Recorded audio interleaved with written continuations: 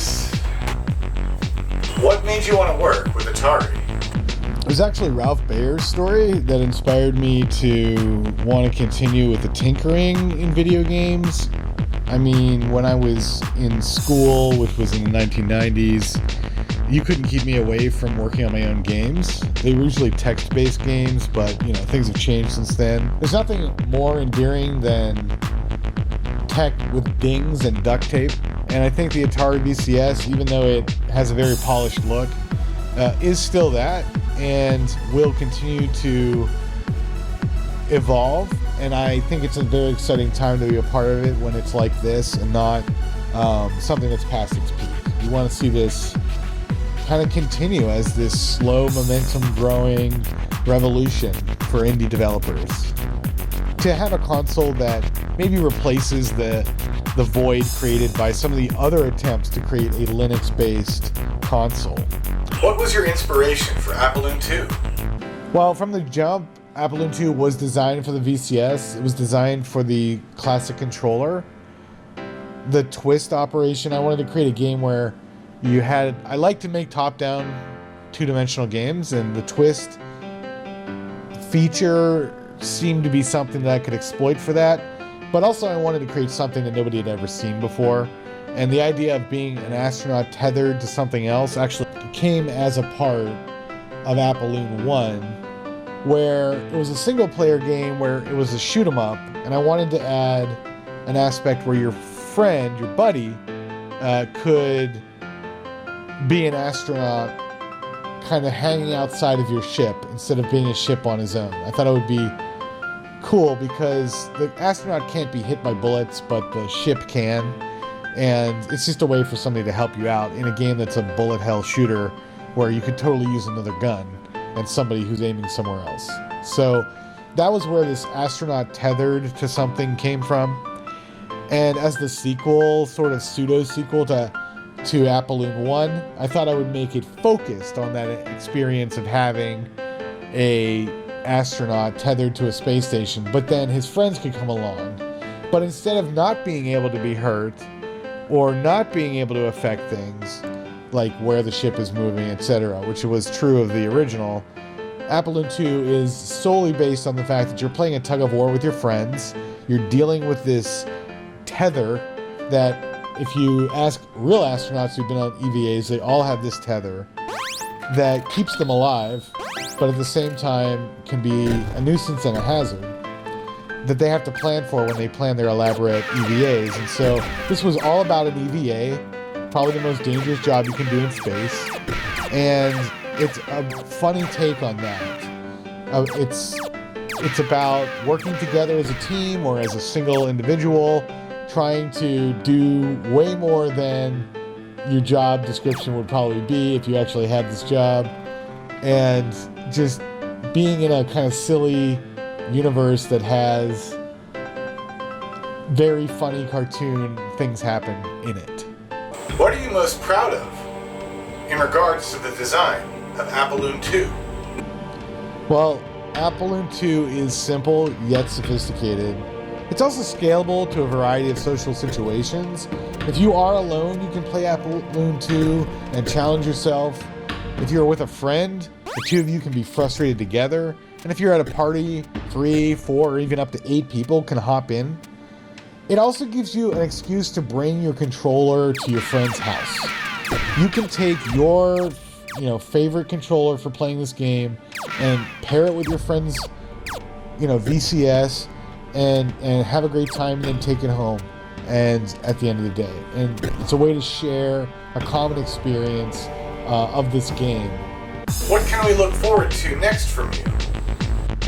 Apolune 2 is going to have some updates in the future. I'm going to add some items and some enemies and experiences and mini games. And I'll continue making these updates as long as people are buying the game and are interested in the game. Of course, I do want to move on to Apolune 3. Just like it being different than Apolune 1, Apolune 3 slightly planned already, but it's going to be a totally different experience.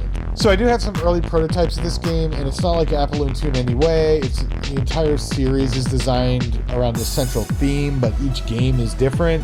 and the next game is going to be more like a bullet hell shooter, but it takes place on the surface of the moon, and it makes a real life today social commentary on the future of international relationship on the moon.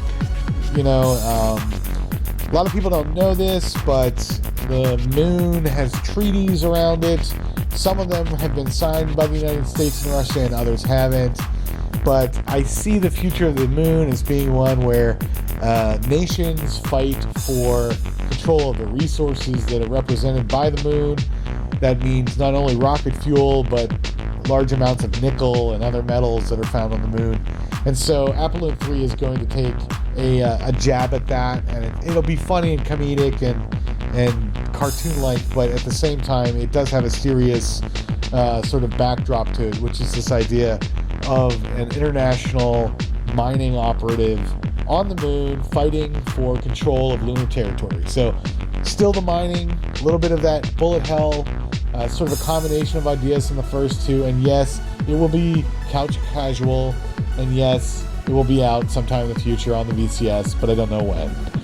I also plan to port Apolune 1 to the VCS and update it, add some different balance to it, add some features to it, and make it really for the VCS. So expect Apolune 1 to come out probably before Apolune 3 does. I have a day job, so I won't be doing these things all that quickly. There's some other developers for Atari that do this full time. My day job is totally different and requires different focus, but for obvious reasons, I won't be able to produce them as fast as other developers, but I promise you that I will meet my goals, as I always have, to produce games for that I announce, and I'm announcing this now. There's going to be an Apolune 3, there's going to be an Apolune 1 ported to the Atari with added features, and I have to really rewrite the whole thing for various reasons, but it's going to be a lot of fun to get those games out, and I look forward to it. And I hope you do too.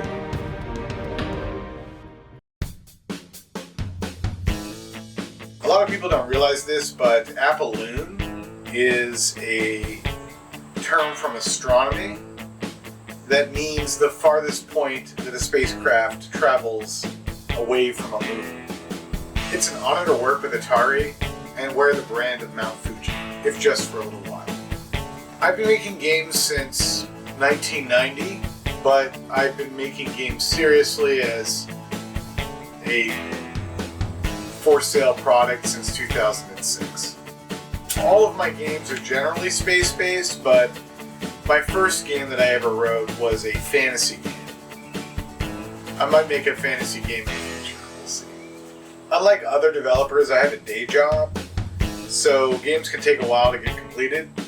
In the winter months, I can usually hunker down and get things done, but it's kind of difficult in the summer, especially when you have something to do during the day and a garden to tend to outside. I'm an avid collector of games. I probably own over 2,000 games. Not just on Steam, but I have an extensive collection of console titles for the PlayStation, a few Nintendo cartridges left over from the old days, and, you know, many different direct play jacks, plug-in AV games. I have one of those Pandora 4S boxes and several other consoles like the Wii, Xbox 360. I try not to collect the latest stuff because gaming for me started a long time ago on the PC. I do have an IBM 5150. Actually, I have two of them. One has a CGA card for that authentic experience, and the other one has a VGA card for an upgraded experience. LostAstronaut.com also has a GitHub profile for Lost Astronaut Studios, so please check that out. There's all sorts of things available for you to take a look at if you are developing games for PCs and the Atari VCS, including Input Candy, which helps with controller setup. We used it to develop Apolune 2 and just a whole bunch of C++. And my cat absolutely loves this game. His name is Figsley. We call him Fig. And yeah, he can watch it for hours. So I think I've cornered the cat game market. There you go.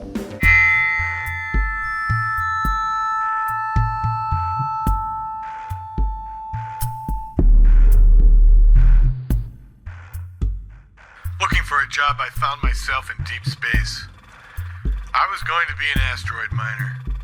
I didn't know the hazards, but I wanted to work for Workhorse since I was just a kid. So, I picked up a pick, a hammer, and got to it.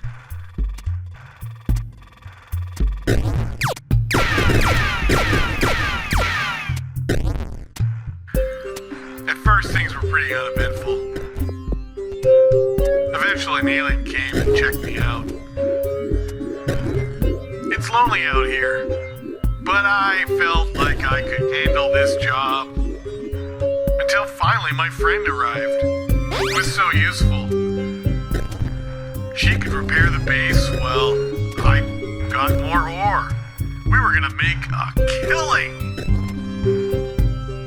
However, I got a little loose with my trigger finger and killed the alien. And lo and behold, here came the alien again. Time to wreak revenge.